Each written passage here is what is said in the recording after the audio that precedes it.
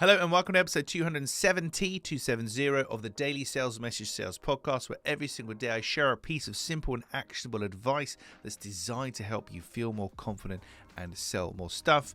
Some episodes I like to explain who I am, other ones I just like to jump straight in, so you're going to have to look and you have to find out just who I am if you're at all interested. But let's get straight to the content.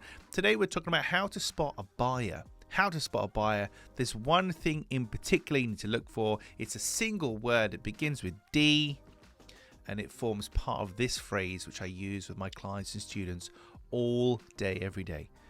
Listen up. Buyers want details. That's the word. Details. Buyers want details. Non-buyers want space. Buyers want details, non-buyers want space. I'll test this theory on you. Think about the last thing that you bought that wasn't, just a regular everyday consumable. Maybe you bought a piece of software or a piece of equipment or whatever. Something a little bit more involved that you're not just going to impulsively buy. It does take a bit of thought. When you were looking to buy that thing, you wanted details. You wanted to know the delivery time, the capability, how long it would last, how big it might be physically, for example, the reviews, the case studies, the proof, the statistics. You will want a certain amount of detail to understand if that thing is going to fit your need and be exactly what you're looking for or not. Buyers want details.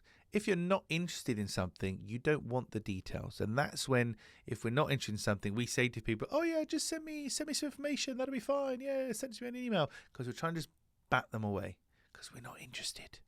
We want space. And this is also why we don't reply to people. We ghost them. We want space, want distance. Like, I don't want to talk to you because I don't want to buy. But if we do want to buy, we want details. So how to spot a buyer? When you're talking to somebody, if they're asking you very specific details of price, timescale, deliverable, longevity, all these kind of things, that's a really, really good indication. Nothing is 100% guaranteed, of course. There are no kind of definitives, but that's a really good indication that they're considering buying. They're a half-serious buyer, and you should take them seriously. Buyers want details. Non-buyers want space. Remember those words and don't be afraid to act on them. So when somebody does want space and they push back and they're not asking for details and not being specific, have the courage to walk away from them. Don't sit in possibility, thinking and dreaming about what could be and fooling yourself that this person who has ghosted you for the last 3 emails may someday reply and all will be well. Maybe it'll happen. It's very unlikely. So buyers want details, non-buyers want space. Give yourself the courage to pursue the people that are asking for details and be commercial with them. The people that don't want details, give yourself the courage to just politely step back and not waste your time with them. Right, that's it for this episode of the Daily Sales Message Sales Podcast. Tomorrow, episode 271. Do this to sell more. If you do this thing, you will sell more stuff. It's actually where pretty much all sales come from.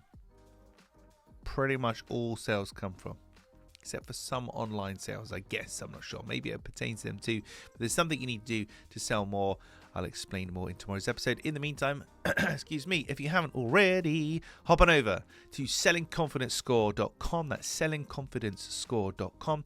There is a 20-question, 2-minute, 20 yes-no question, 2-minute quiz where you can get a score on how well you're doing at selling, where perhaps you can improve, and the most important piece, you'll get a free, simple action plan detailing across 4 areas of selling.